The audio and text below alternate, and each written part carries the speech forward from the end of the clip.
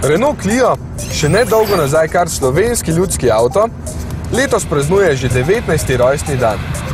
In v tem času jih je bilo izdelanih skoraj 10 milijonov. Tole je zadnji. Uradno se imenuje druga faza tretje generacije, ki je aktualna od leta 2005.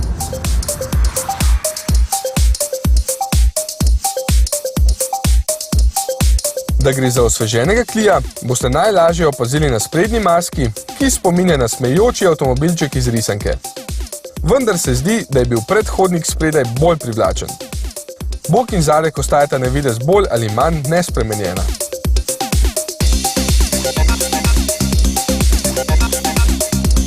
Notranjost je deležna kvalitetnejših materialov in natančnejše izdelave.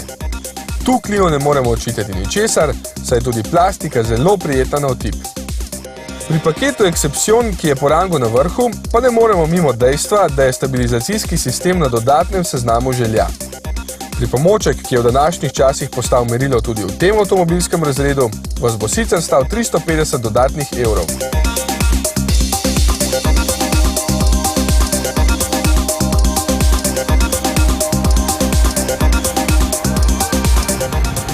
Agregat, ki se skriva tam spredaj, iz litra in 2 decilitrov s pomočjo turbine iztisne živahnih 74 kW. To je dovolj velika zaloga za mestne in primestne vožnje. Obenem pa tudi poraba ni pretirana s 7 do 8 litri. Če je občutek na volanu slab in bolj namenjen nežnim ženskim ročicam, je po drugi strani podvozje kar predobro, saj omogoča več, kot potrebujete v takšnem avtu. Ostala oprema je za ta razred nadpovprečno bogata.